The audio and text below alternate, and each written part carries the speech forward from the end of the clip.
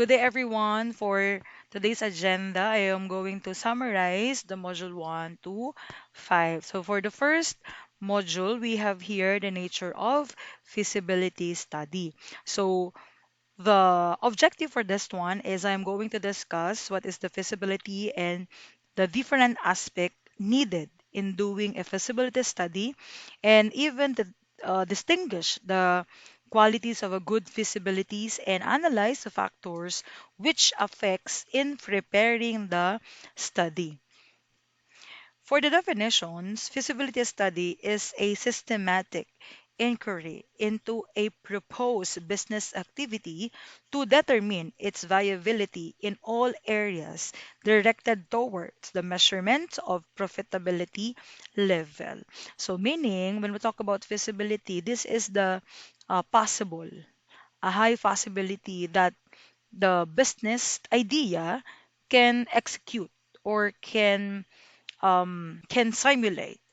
And based on the given definitions, we have here some keys to remember.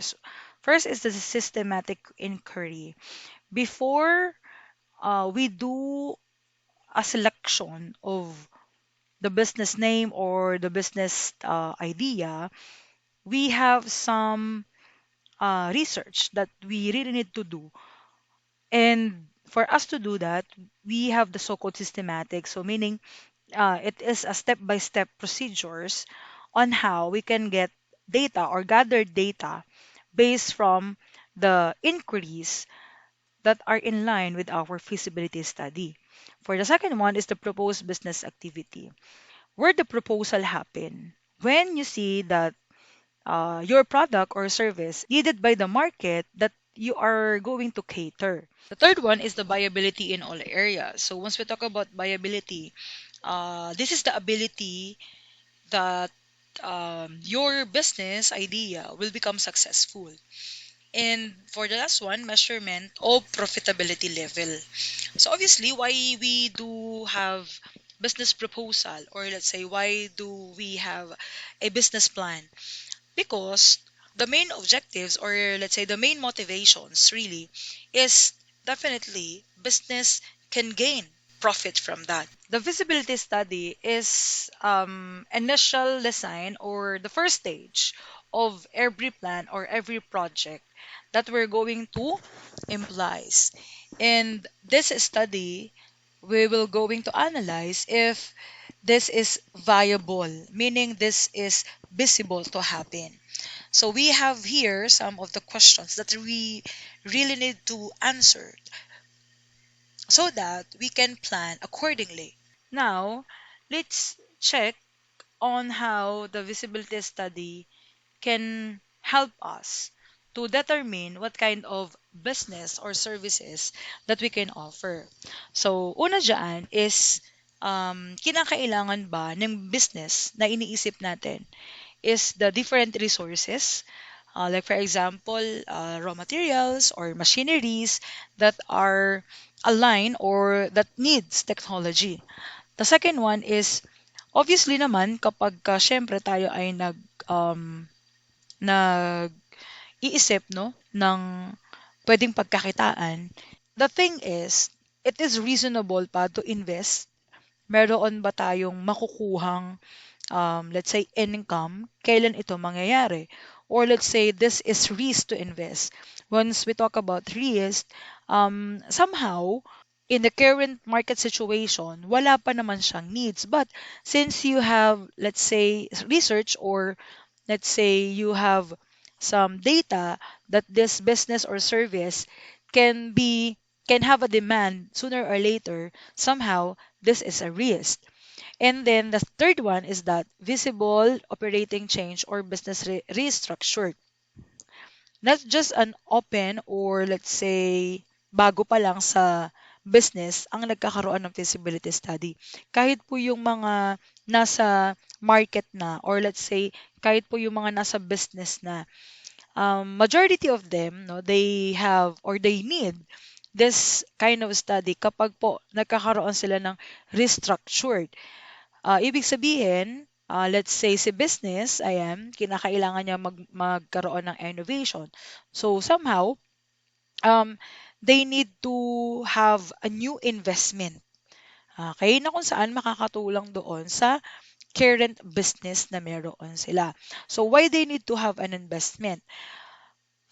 For them to have a good cash flow. And then if their cash flow become adequate, it can help them, it can help the business to gain more profit. So in here, feasibility study is only one step in business idea assessment and business development process.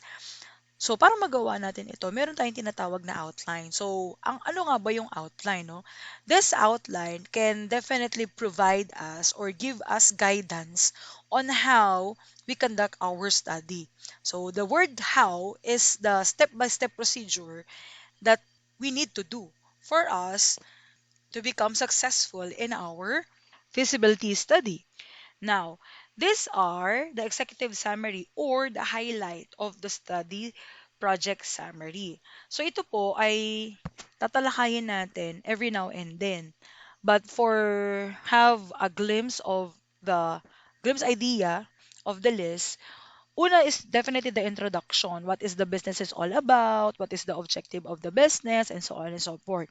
For the second one naman is the summary related to management aspect. So dito naman, sino-sino yung mga bumubuo ng business, ano yung kanilang gustong marating, ano ba yung gusto nilang mangyari no, doon sa organization sila, bakit nila in-offer yung business o yung product o yung services nila. For the third one is the summary related to market aspect. So in here, ang gagawin naman ninyo is you're going to conduct a so-called survey, okay, para po malaman ninyo kung sino ba talaga yung target market ninyo in accordance with the different techniques or tools, which are the SWOT, the PESTEL, and the marketing strategies. For the fourth one, the summary related to financial aspect. So dito titingnan natin kung gaano ba ka tagal or kung gaano ba kalaki no, yung kinakailangan nating capital. And then, for the next one is the summary related to technical aspects. So, ano-anong mga kapital or let's say equipment or machineries yung kinakailangan ng business para po meron tayong ma-reproduce. And then also, the summary related to socio-economic and legal aspects. So what are the things that we need to consider so that the business are still following some rules and regulation of the government. And we'll talk about socio-economic naman, ano yung tulong no, nung business na meron tayo sa entire society or to the entire economy. And therefore, the last one, after you conduct your study, what is your conclusion? Let's say you conclude that your business or your service idea is really needed to a certain market, and then your recommendation. So based on your study, let's say um, there is a market. However, the market are very price sensitive because of your research in terms of your marketing aspect. And then these are the list of every chapter. For the first chapter, ayan, we have here the philosophy, what is the mission, vision, objective, and the goals of the business, history of the project, how did you derive no, with your business idea, who are the proponent, so meaning sino-sino yung mga magkakapartner. So business or trade name, what is your business name, type of business ownership, are you sole, partnership, corporation, what kind of partnership, what kind of corporation. Business location. So, saan kayo nakalocate? It's either near in the school, it's either near in the market, and then the last one is the target market. So, ano bang klaseng market, no? Yung um, yung pinaka-prospect ninyo, let's say yung mga young professional, students, nanay, tatay, lalaki, babae. So there is a target market. For chapter 2 naman, these are the organizations and management aspects. So number one, type of business organization. So marami tayong structured na pagdadaanan or pag-aaralan with regards with that. And then the organizational structure. So nakadepende kung gaano kalawak or kung gaano kalaki yung business idea na gusto ninyong i-put up. And then the HR planning. So, once your business growed up, or let's say kahit ngayon pa lang, kahit nag-start pa lang kayo, how you select, no, or how you recruit your employees, and then afterwards, how you train and develop their skills. And what are the activities pa na pwedeng gawin ng management para po yung mission, vision, goals, and objective the company ay mangyari, no? Or let's say, ma-reach, no, yung goal na ito. And then, the participants, so sino-sino yung mga bumubuo para sa mga activities or para ma-reach yung objective. Syempre, meron tayong activities, we need to allocate a certain budget and even the time frame. And then, what are the expected outcomes? So, whatever the outcome, there is a measurement for that, or we have the so-called performance of measurement or measurement of performance. And then, since we're talking about performance, ayan, ano-ano po yung mga performance appraisal na pwede nating ibigay kay employee? Let's say, pay and benefits, employer or labor relations. So, ano-ano yung mga activities na pwede pa nating ibigay, no, sa ating mga empleyado para po um, they are still feel that they are valued in the company or in the business. And then, these are same thing. In terms naman here at the bottom of the slide, the organizational management policy. Ang isang management or ang isang business, nagiging mas matiwasay ito kapag meron tayong mga policy. Bakit? Kasi may panuntunan eh. May panuntunan na sinusunod. So, una dyan is the operating policy. So, how to produce products. Second, financial policy. So, what are the things to consider in doing our budget? Performance policy. These are the outputs, no, needed by the company. And then, administrative offenses and sanctions. So, um, hindi lang naman employees, no, yung mga nagkakaroon ng sanction, even yung mga nasa let's say nasa admin na ganyan. So if the employees felt that they are not treated well, ayan, so may mga due process tayo on how to handle this kind of um, uncertainties. And then for number three or chapter three, which is the marketing aspect.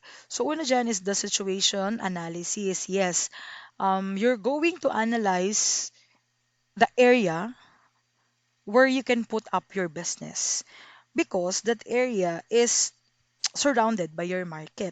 So una dyan is the environmental analysis. So dito natin tatalakayin the SWOT analysis or the so-called strength, weaknesses, threats, and opportunities. And then the company analysis. So, ano ba ang kakayahan? Ano ba yung mga advantages and disadvantages ni company? The third one is the market analysis. There is a demand and how can you supply a certain demand? So, paano mo malalaman yung demand and supply nito? So, obviously, this is came from historical data. So, dito kayo magagather ng definitely a lot of data, no? Para po magkaroon kayo ng projected data based on the numbers. And then for number two, competitors analysis. So you're going to evaluate at least five, no? It's either this or your direct or indirect. So titingnan ninyo ano ba yung mga strength nila, ano ba yung weaknesses nila na pwede natin gamitin para po um, makatulong kay business. And then, for the third one is the pestle analysis. So, ito naman is deals with the politics and legal and then economic environment. So, deals with finances. And then for social and cultural environment, so as much as possible, um, the business really need to adjust, no, what the culture or what the changes in terms of our society, technological environment. So in here, we need to adopt, no, what is the necessary machines or necessary equipment. And for ecological, we always need to make sure that the product or the services that we offer to market is safe for everyone. And then, so again, we have here the SWOT analysis. For the fifth naman is the market segmentation or the division of your market according to their demographic. Pag sabing demographic, this is the information of our market. So, based on the information, how can we divide them? And then for geographic, based on location. So every location have different market. So since we have different market, still we have different need that we can offer to that different uh, market with the different locations. And also the psychographic. So how the business can persuade, no, the market to buy the product. And we also have here the marketing strategy, which are the 5 Ps. So first is the product. So how in product we can say that the quality of our service or the quality of our product. People deals with the employees who are interact with our market. Price is the different strategy on pricing. Place is about the accessibility of the market to buy our product or to avail our services.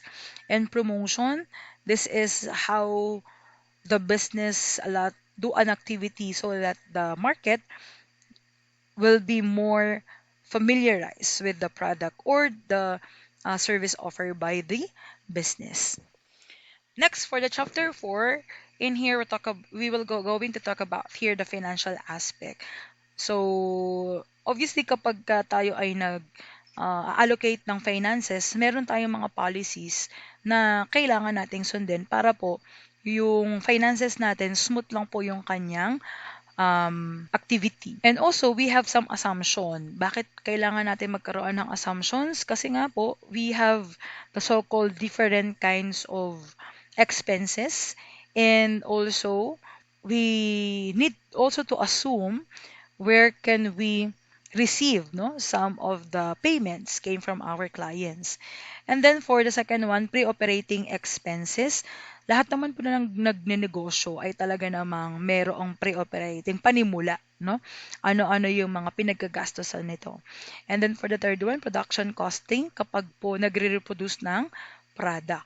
For number 4, statement of cost of goods sold. For number 5, projected financial statements for 3 years. So what will be the financial position?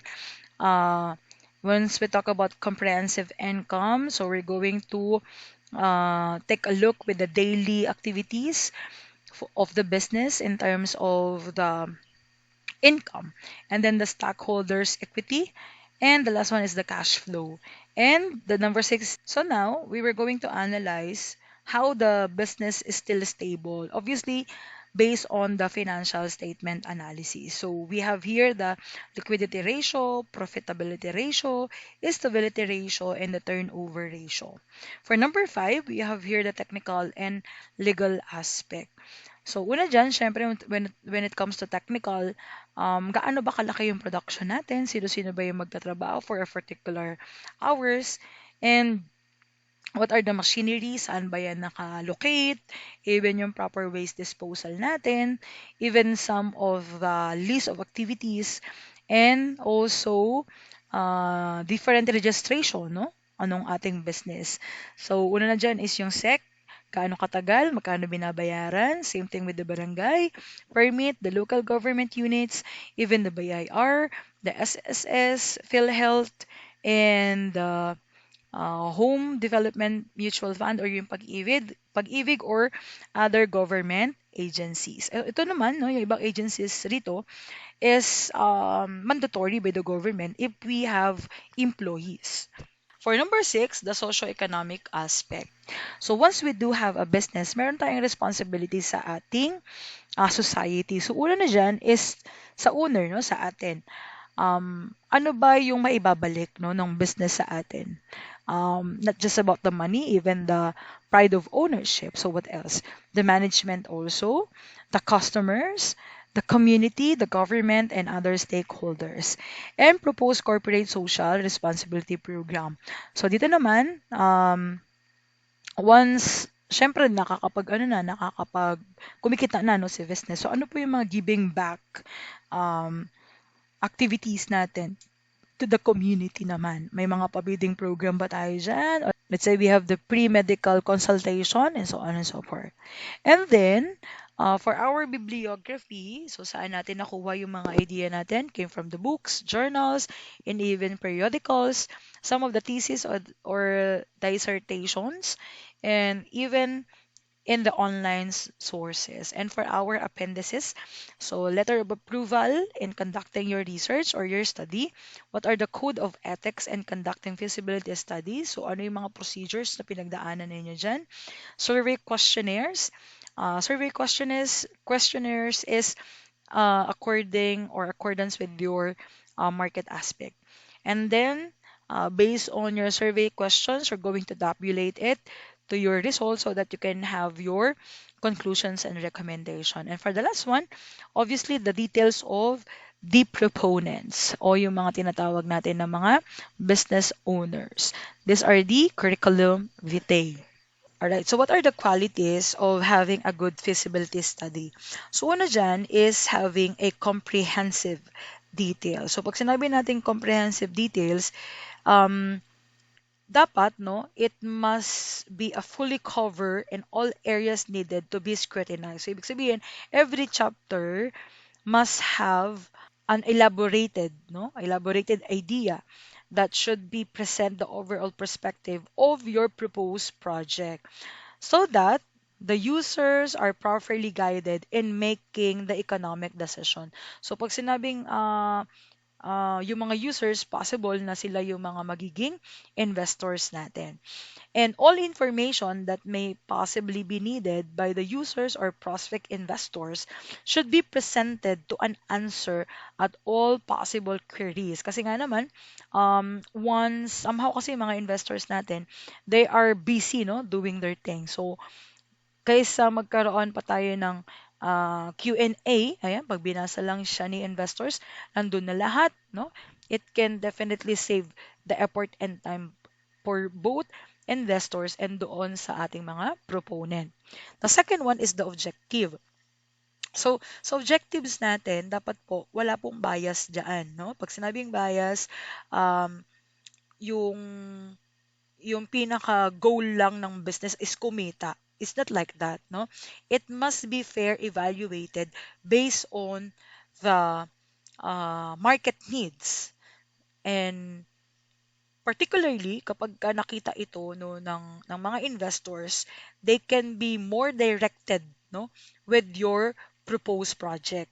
And then for the third one is simple as much as possible, no need for us no to use like technical words na napakalalim or let's say napaka-technical no para doon sa mga investors. So as much as possible, uh, not just babawan but also make it simpler, no? Kasi kapag ka mas simple, mas madaling intindihin, no? And somehow kapag ka na-avoid natin yung mga technical terms, mas madaling maiintindihan nung readers, no? Yung proposal na meron tayo. And then, reliable. So, paano nagiging reliable yung feasibility study? Siyempre, kapag ka ni-research mo yan, di ba? Meaning, there is a high degree of truthfulness in available data. So, hindi lang yan basta kinapi-paste without digging data or without analyzing the data if this is correct or not. So in here, the study is considered reliable when it satisfies fully the requirements of the objective. So it also consider free from errors and also neutral dapat, no? And then, in terms again ng reliability, it depends on the qualification of a person preparing the study.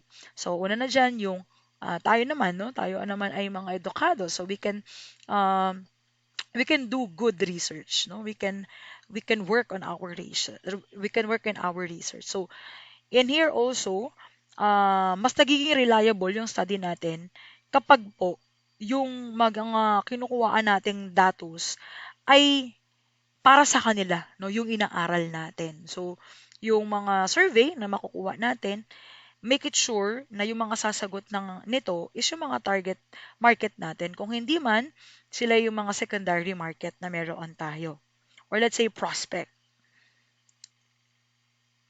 Now, what are the factors affecting preparation of a feasibility study? Una dyan, what kind of industry ba na ang gusto mong gawin, no? Ano bang sa grupo mo, no? Ano bang gusto niyo mangyari? Ano bang business ang gusto ninyong mangyari?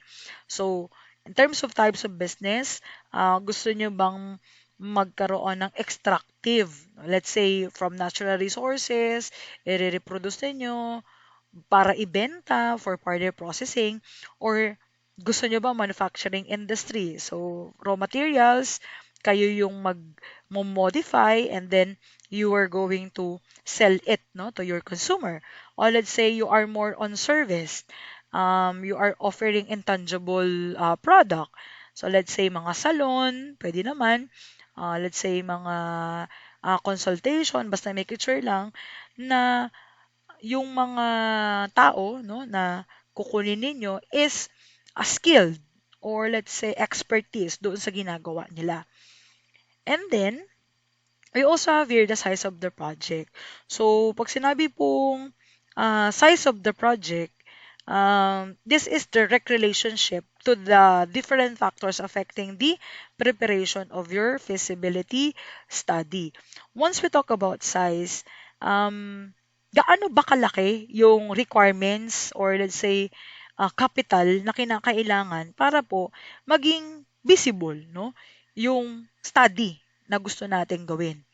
And then the purpose of the study. So again, in terms po ng purpose, this is not just based on the profitability na inaasahan ng investors. It must emphasize, no, the providing the needs of our market. Party preparing the study. So kayo yun. Kapag ka nag-meet kayo, okay, make it sure na everyone is agree, no, with the idea. Kasi kung hindi, there's a possibility na para lang matapos, sige, oo ka lang, pero you are not really into that study. And then for the last one, requirements of prospective investors. Bukod sa finances, syempre, kailangan ng investors, ano ba yung plano mo in the long run? Okay? So, that's why, no, may mga tinatawag tayo dyan na projected demand and supply. So, yun yung titignan ni investors. Next one is the significance of the feasibility study. When we talk about significance, importance, no? Gaano ba kalaki ang tulong na magkaroon ka ng plano once you conduct your business? So first, ayan, these are the purpose of the study. It is common notion that the feasibility study is solely intended for a new project. Obviously, this is not the case. True, it also applies to existing business by providing the following information. So first, market information on the plan to expand. Yan. Bakit nag-expand ang business? Kasi nakikita niya na kinakailangan ito ng different market with different location. For the second one, product information and the plan to offer new product to the market. Bakit nagkakaroon tayo ng new offering? Kasi nga naman, ang market, there is no satisfaction. So, time to time, no, kailangan natin mag-innovate, kailangan natin magdagdag ng flavor doon sa binibenta natin, kailangan natin magdagdag ng mga packages, o let's say, kailangan natin i-redo yung mga packages na ino-offer natin para lalo nating ma-attract si customer. For number 3 naman, competitions analysis because of the entrance of a new competitions. Dito, no, bakit natin siya ginagawa? Kasi kapag ka bago sa market yung kakompetensya mo, yung bago na yun, lahat gagawin niya. Okay? Para mapukaw ang atensyon ng market. So ikaw, kung ikaw ay existing na, ano yung mga iba't ibang strategy na pwede mong gawin? Okay? Para po kahit na may bagong entrance or may bagong kang kakompetensya, hindi pa rin mawawala yung business mo, no, doon sa idea o doon sa isip ng mga market na meron ka. And for the last one is a demand study on the plan to launch a new service. Kapag po tayo ay naglalabas ng bagong product or ng bagong services, hindi po yan agad-agad, no?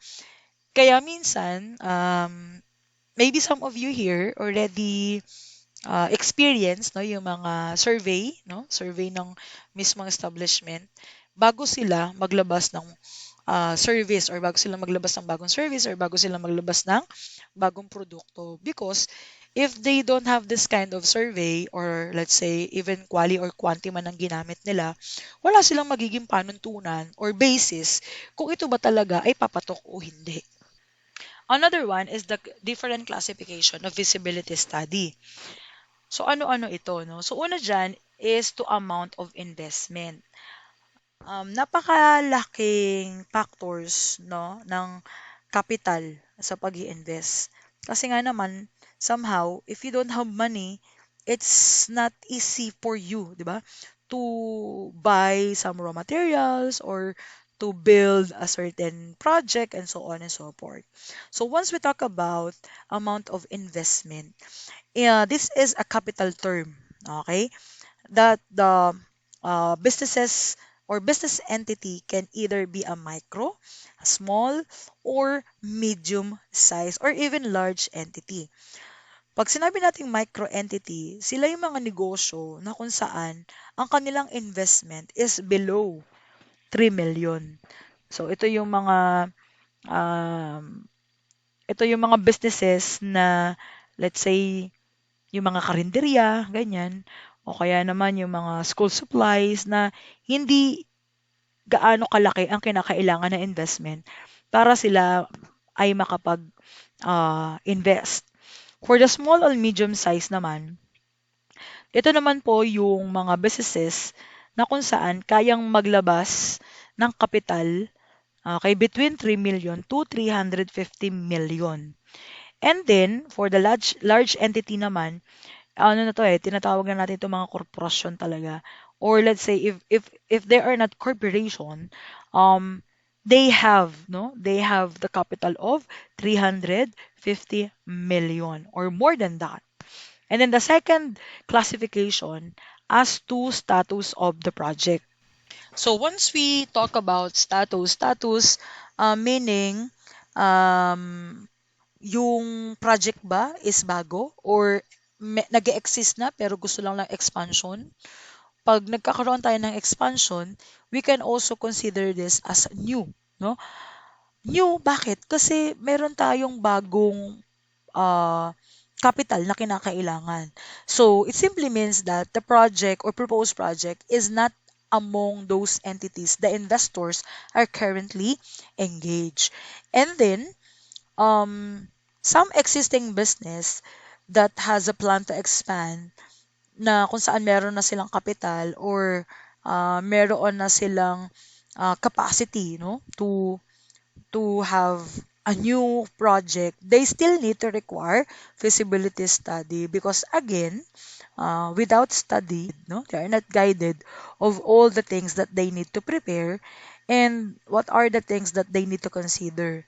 And then for number three, as to identify what kind of industry. So like what I've said kanina, ano bang gusto mong gawin, no? Ano bang plano ninyo? Are you part of manufacturing? The second one is the real estate. So once we talk about real estate, ito yung mga condo o yung mga subdivisions. Next is the electronics. So yung electronics naman, let's say you are doing buy and sell, no, of certain gadgets. And also we have our transportation. Maybe you have some vehicles no that you want to become a business. Let's say you can use that to provide delivery, no? Like for example, Grab or Tok or let's say yung mga Joyride and so on and so forth. Entertainment. When we talk about entertainment, we can also consider here some recreational activities. And for agriculture, ito naman po yung mga land, yung mga forestry, ganyan. O kaya naman mga flowers or vegetables and merchandising. So these are the retail naman. So meaning this is buy and sell. Most of the time buy and sell activities or utilities. So pag sinabing utilities, ito po yung mga um, usually no na kinukonsume sa bahay. Like, for example, kuryente, internet, or water. And for number four, ayan, as to nature of management. If the group no will propose a business, syempre hindi mawawala dyan yung list of officers or set of officers. Pag sinabing officers, they have a certain position. Kasi kung wala tayong mga officers, there's no one no who can lead the project. And also the liability of investors. So sa liability of investors or the owners, it depends entirely to the type of proposed business. Kapag kasi sinabing proposed business, it's either yung business na ito is sole proprietorship, partnership, or corporation. So, with this, we have here the sole proprietorship. So, once we talk about sole proprietorship, syempre nag-iisa lang, no? Marami itong mga advantages and disadvantages. So, pag sinabing advantages, obviously all the profits goes to the owners or goes to the investors. Pag sinabi namang partnership, whatever the profit or the liability, they need to divide it. And then the corporation, this is limited, no? Only to the owners. So in case of bankruptcy, creditors cannot run after the personal properties of the shareholders. Another one is the key components of a feasibility study. So ano-ano po ang laman ng ito? This is also same thing that I am discussing kanina pa, but for the highlights no of the different component or nilalaman ng feasibility study, una dyan, syempre yung tinatawag na title page. So sa title page, again, this is the first part of the feasibility study na kung saan makikita ka agad no, ng readers or ng investors kung ano ba yung plano mo sa business na meron ka or ano ba yung project na pinaplano ng grupo. For the second one is a table of content. Napaka-importante nito. Bakit? Para po madaling hanapin kung nasa ang pahina yung gustong basahin ng investors. And for executive summary, so pag sinabi executive summary, the summarization of all the feasibility study from market to financial to socio to technical to organization and so on and so forth. And next is the market feasibility. So dito, no, we can help our investors para po mas maintindihan nila kung ano po yung ino-offer or kung ano po yung gustong i-offer ng ating proposed project. And gaano ka taas yung possibility na yung pinopropose nating business is mag-grow. Another component is the technical. Para naman po ito saan? Para po mas lalong maintindihan no, nung mga investors bakit kailangan mo ng gantong kapital. Okay kasi bibili ka pala ng mga machineries. Okay kasi ito pala yung mga procedures na pagdadaanan ng products and so on and so forth. And for the next one is the financial feasibility. So dito naman, we can convince no, the investors to definitely support or fund us, okay, by showing where the money goes. Saan mapupunta yung pera? Ano yung mga kapital na kakailanganan natin? Magkano yung kapital na kailangan natin? Okay? At kailan mababalik yung kapital na i-invest sa atin ng mga investors? And the organizational feasibility. So dito, makikita yung mga legal and technical practices na ikakandak natin sa business natin para po supported, no? Maging aware, no? Si investors na, okay, yung business pala na ito pala yung mga practices na gagawin nila para maging successful yung business. And then the conclusion. So this section will summarize, no, the previous sections. And then, appendices and references pages. So, this includes information that the readers might find useful, but which is not directly relevant to the other topics discussed in your group report or your group presentations. Next is when to do and how to use a feasibility study. Again, no? Once we talk about feasibility study, this is the proponent investigations kung gaano ba ka-posible na yung business ventures na iniisip natin ay hindi malayong mangyari. Okay? By showing different aspects. So, ano yun na yun? Ulitin natin. Market, financial, technical, organizational, and so on and so forth. Now, when can we do a study? Obviously, it's definitely based on what the organizations desire or what the proponents really need to happen before committing a business resources. Okay? That's why, no, as a group, mag-usap-usap muna kayo. Ano bang gusto nating business? Okay, ito. Saan natin itatayo? Doon ba? Questions, may market ba tayo doon? Okay? So, kung meron kayong market doon, dito na kayo ngayon mag-iisip, ano-ano ba yung mga kinakailangan natin? Okay? Magkano ba yung kailangan natin? Ano-ano bang mga procedures ang kailangan natin gawin para magkaroon tayo ng permit, no? To proceed with our projects. Okay? So, another thing is that we always need to have the so-called deliberations. Time to time, we need to talk no with our group members. Bakit? Para po everyone have a clear visions no with regards to their study. And as much as possible, if you have some people na kayang ninyong maging consultant, let's say in terms ng market, you can consult the market activity or in terms of finances or consultation in terms of the technical aspect, let's say machineries or equipment na kakailanganin, much better no to consult with them. Why? Because they are expertise no with this kind of business or this kind of activity. Now, for us to make sure na na yung gagawin nating study ay hindi siya masasayang, we have here seven typical steps. Okay, the first one is the preliminary analysis. So, paano ito ginagawa? Based on your assessment, no? Based on your, let's say, observation. Okay? This conducted no after discussing a series of business idea or scenarios among your group members.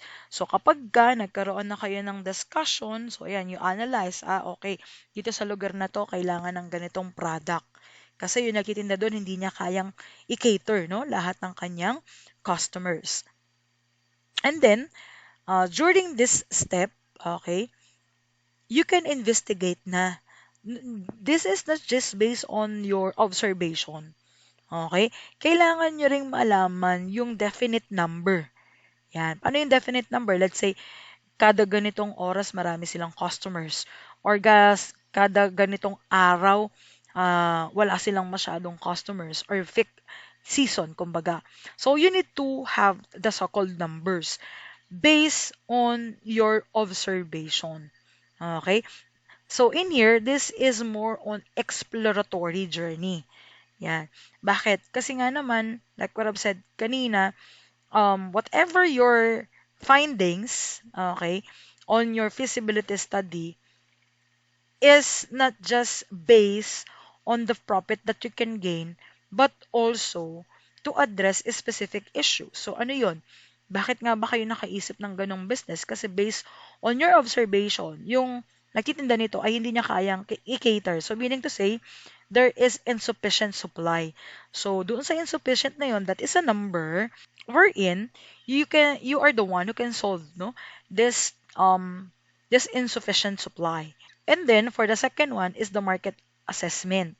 So in your market assessment, dito nyo malalaman kung ano ba yung kailangang market or kung ano ba yung kailangang product or service ng iyong market based on location, no? Kasi magkakaibang lokasyon, magkakaibang needs. Okay, magkakaibang market. So you need to assess no your market.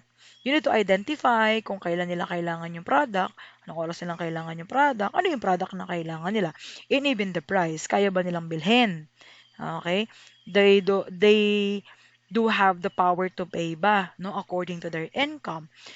And if there's no opportunities, so anong gagawin? You need to go more on assessment. You need to more or further feasibility study.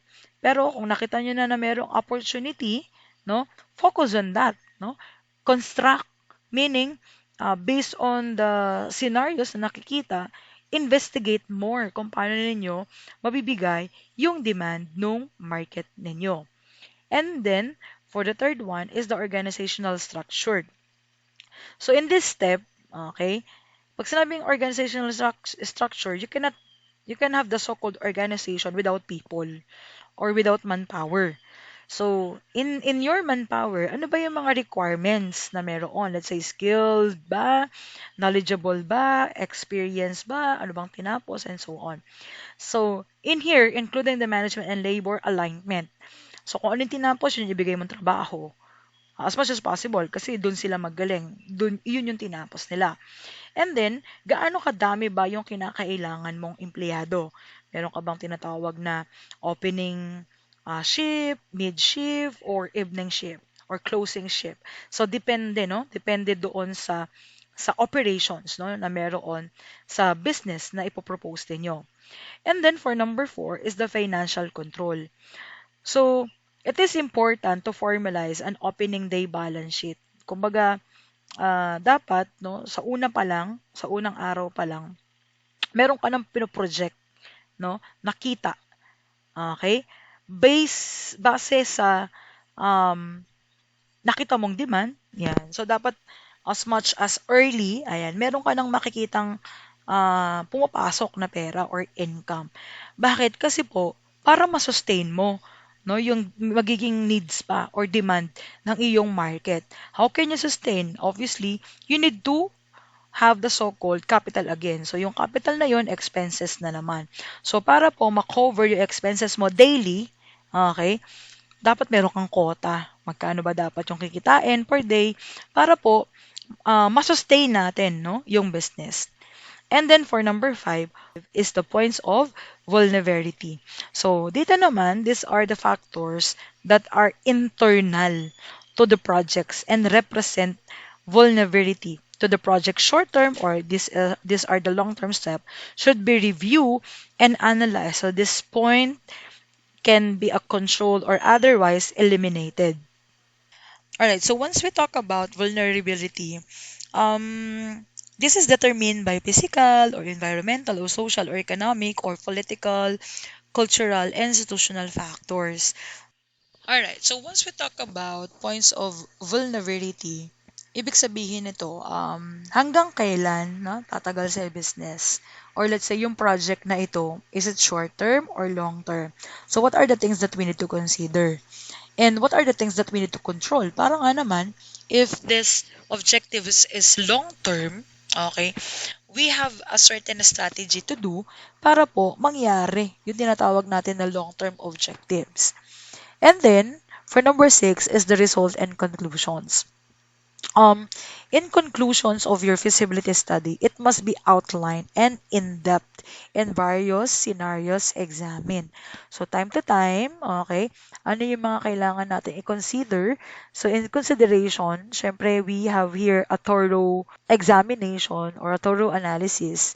And the project leaders need to carefully examine the feasibility study and some of the challenges that the business may encounter. So again, no, don't ever, okay, jump off the page. So, meaning, wala ka dapat mai-skip dyan. Okay? Feasibility study do not suddenly become positive or negative. There's no such thing as a result agad-agad, no? Meron itong um, comprehensive, yeah, comprehensive details how these things become positive or how these things become negative.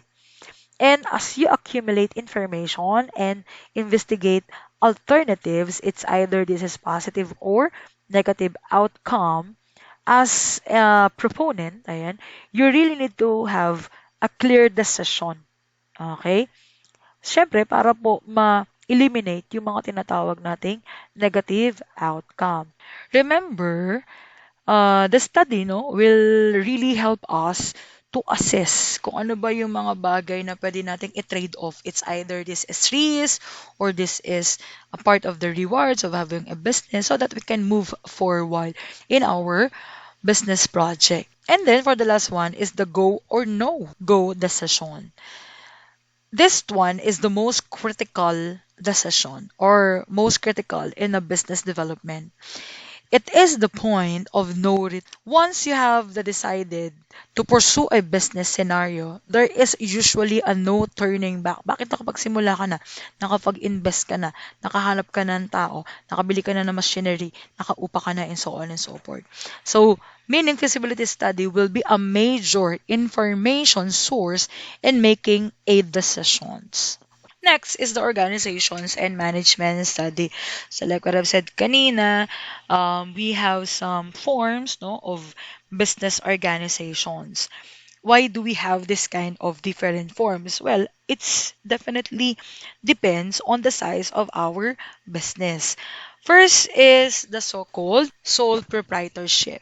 So once we talk about sole proprietorship, again, okay, these are the one or one individual only.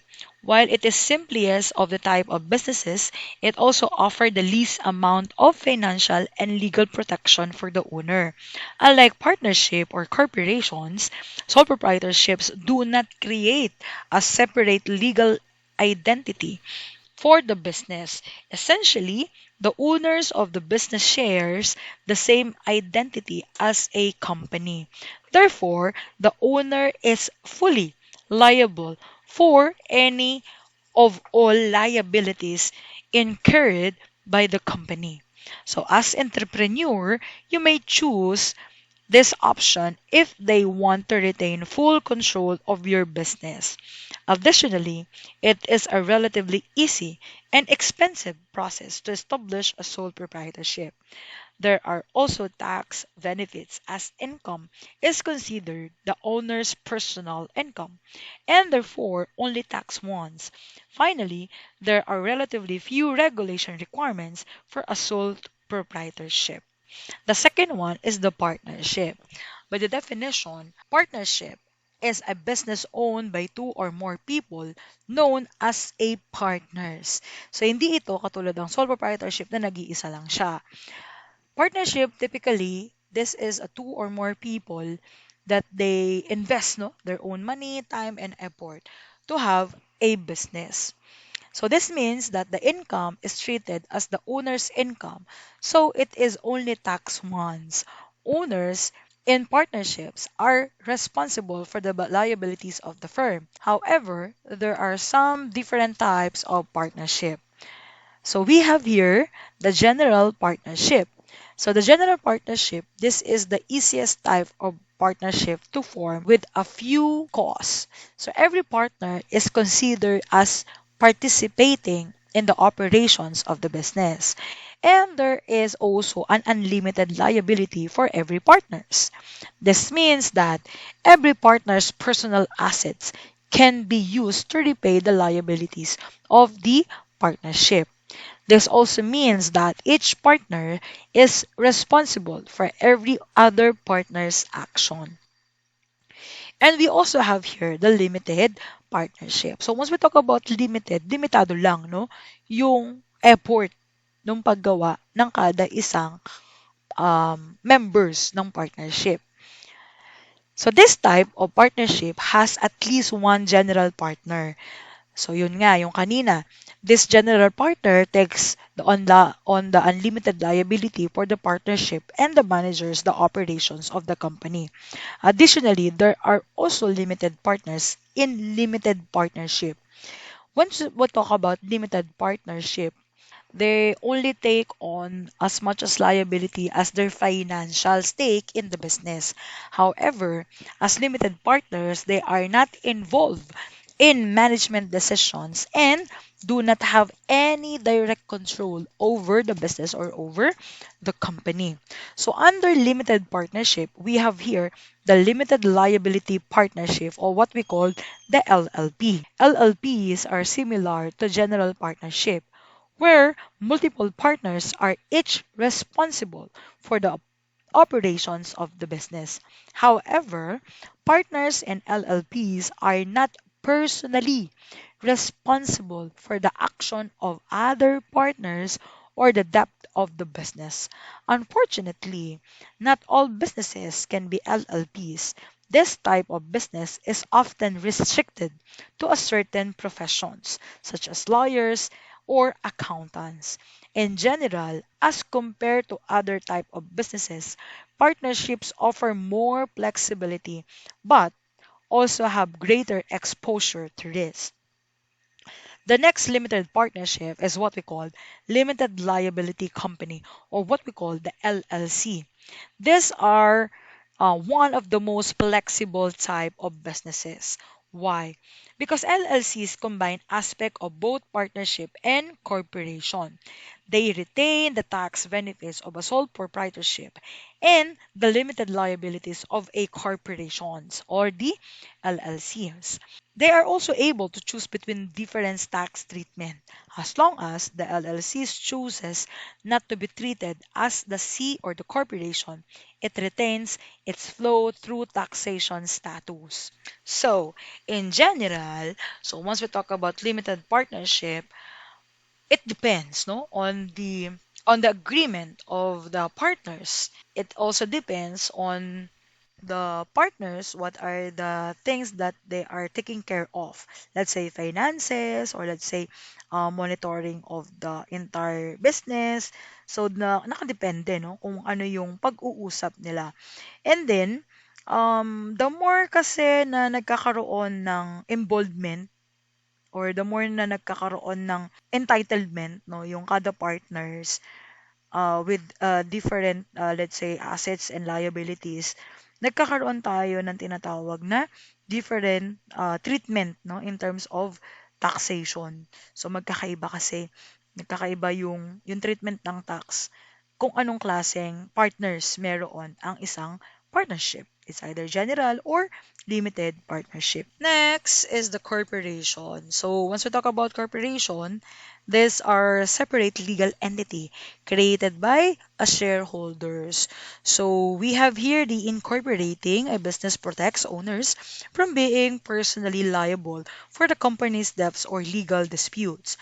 So the corporation is more complicated to create as compared to the other three types of businesses. So we have different articles for incorporation must be drafted, which include information such as the numbers of shares to be used, or the name and location of the business and the purpose of the business. In a sole proprietorship and partnership, if one of the owners pass away or declares bankruptcy, the company is dissolved.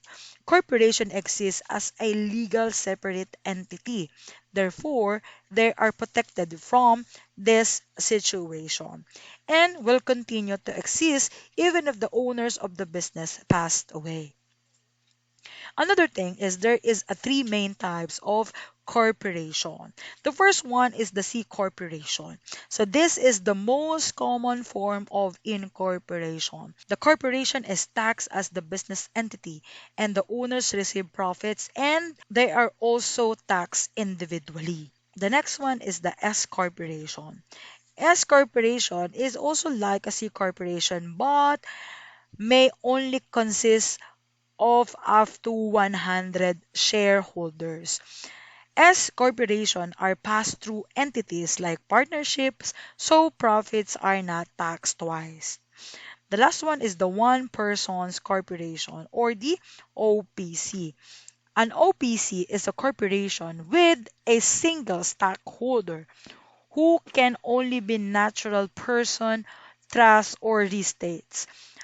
The incorporators of an OPC, being natural person, may be of legal age. As an incorporator, the trust as used by the law does not refer to trust entity, but the subject being managed by the trustee.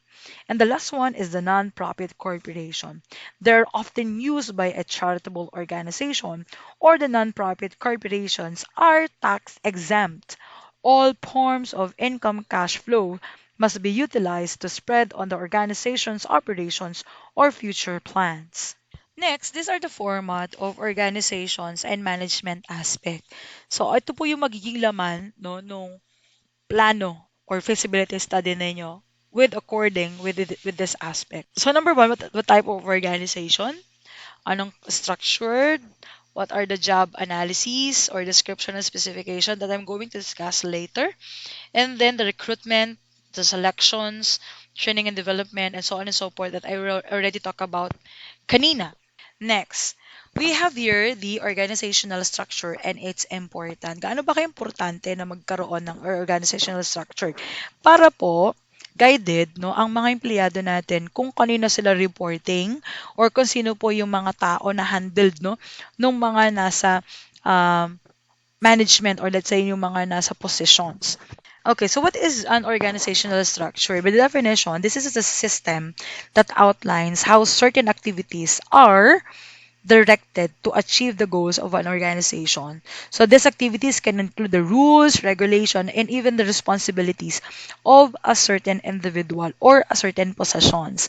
So these are the following four structured to consider. We have here the plat, the functional, divisional, and the last one is the matrix. Now, we have here the organizational structure. So, una dyan is the so-called plat structure. So, normally, this kind of structured, it can be seen po doon sa mga small businesses pa lang. Like, for example, bakery, may isang owner, meron siyang iba't ibang empleyado. So, dahil nga po, wala naman talaga silang boss or let's say, pinaka-head sa kanila, which is directly naman doon sa pinakamay-ari. So sila-sila, they have the same position. Meaning to say, walang mas mataas, walang under kung kanino. Kasi nga naman, bago pa lang, or let's say, konti pa lang naman sila. Okay? And then, we have here the functional and divisional structure. So, inisa ko na lang. Bakit? Kasi po, pag sinabi natin functional, it's stated here, no? Kung ano-ano yung mga functions, no? Ng kada isang empleyado. Yan.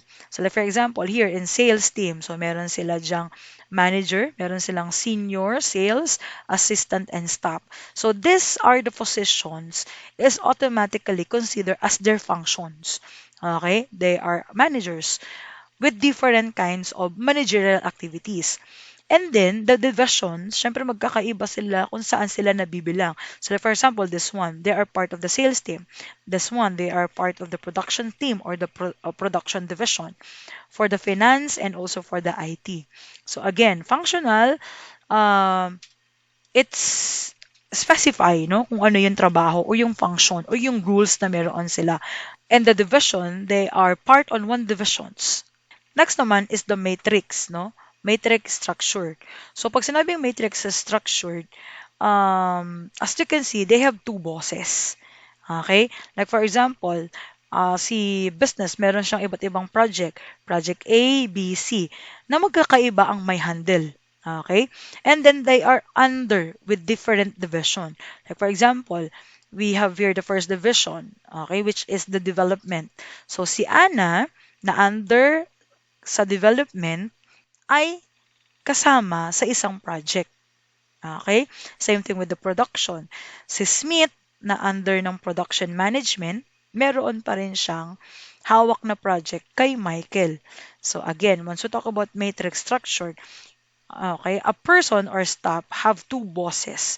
Bakit? Kasi under siya, let's say, ng isang project, at the same time, they are part of a certain divisions.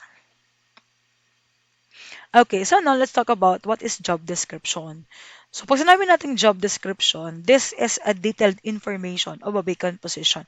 Ano bang hinahanap? Okay? Anong position ba? Anong trabaho ba? Anong title? Saan ito makikita? Ayan, locations. Ito yung mga component niya. Ayan. Ano yung duties and responsibilities ng posisyon na meron na hiring? No? Like for example, accountant. Okay, that is the title. Location, accountant near in, let's say, Nabotas. So that is the location. Ano ang role ni accountant? Let's say, ang hawak lang niya is mag-account lang ng lahat ng receivables. So pag sinabing receivable, collection from the clients. So yun lang yung kanyang role. Ano yung responsibilities and duties niya? Pagpasok pa lang ng office, anong gagawin? Hanggang paglabas ng office, ano yung mga output na kakailanganin? Or let's say, mga ina-expect doon sa trabaho o doon sa posisyon na kinakailangan. And then the salary. So, dapat merong, ano dyan, let's say matrix, no? Gaano na siya katagal nagtatrabaho? Ano-ano na ba yung mga experience siya sa trabaho? Ano ang tinapos? Meron pa siyang higher degree of educations? Ano yung mga training na na-attenan na niya? So, yan, naka-considered yan, no? Doon sa salary matrix. And even the incentives, no? Pag sinabing incentives, normally ito ay nangyayari sa mga marketing, no? Marketing people, mga marketers natin. So, the more nagkakaroon sila ng clients, the more nagkakaroon sila ng mas maraming incentives. Hindi pa ito kasama doon sa salary. Or let's say incentives kapag ka na-reach yung quota or na-please ang clients and so on and so forth. And also some of the allowances. Allowance, let's say transpo allowance, meron ba, ino-offer ba with that particular possession? let's say ang position, they are looking for liaison or license officers. Sila yung mga nakikipag-meet, no? Or let's say sila yung nakikipag-transact outside the company. So obviously, kailangan nila ng allowance. So you are offering food allowance or let's say kung malayo, syempre even the accommodation, kasama yun sa matatanggap ni employee. So that is job description. So normally sa HR manager ang nag-create no ng documents para po ma-invite yung mga applicants with different medium. Let's say through jobs.ph or through Jobstreet or let's say kahit sa Facebook meron na rin silang mga ads or even in ads through different mail or kahit sa mga kahit sa mga tawag din, mga billboards and makikita rin natin na meron silang mga ads. Na again, no, that's part of the job descriptions.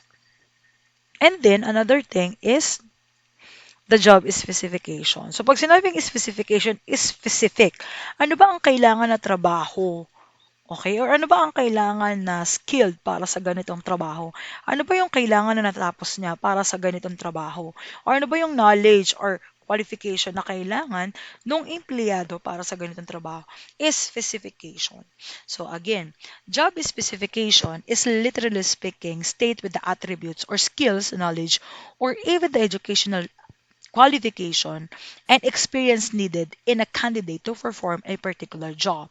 So ano-ano yung mga component, like what I've said kanina, educational background. Let's say, if the project is about civil job, so ano ba, engineer ba, architect ang kailangan, or let's say, in terms ng health, ano ba ang kailangan? So, ano mga hospital na ba ang napaglingkuran niya? Ano-ano na ba yung mga um, let's say sakit na na-cure based on the medicine and so on and so forth. Skills, ang skills kasi ay, again, nakadepende yan kung anong klaseng trabaho or depende yan kung anong posisyon ng trabaho. So, ano yung mga skills na kailangan? Let's say, if you are in marketing, ano ba yung mga specific skills na kinakailangan? Let's say, you have the so-called interpersonal skills, and then experience. So kapag ikaw naman ay let's say financial, ayan, ano na ba yung mga naging experience mo before? Like for example, hindi ka pa naman nakakapagtrabaho, 'di ba? First job mo pa lang yung ina-applyan mo. You can um you can list your experiences. Like for example, during your OJT time, pwede mo siyang gamitin as your experience or pwede mo siyang ilagay. Or let's say sa school, okay? Ikaw ay auditor, ikaw ay um, treasurer, mga ganyan. So, you need to list your experience. So, kapag ka man nagka-work ka na, it must be detailed, no? Depende na lang doon sa job position. So, kapag mas mabigat yung kinakailangan doon sa position, syempre, mas maraming skills or experience yung kakailanganin or mas yung when it comes to educational background, mas malaki yung degree no, na kinakailangan. And that's it. Thank you for listening.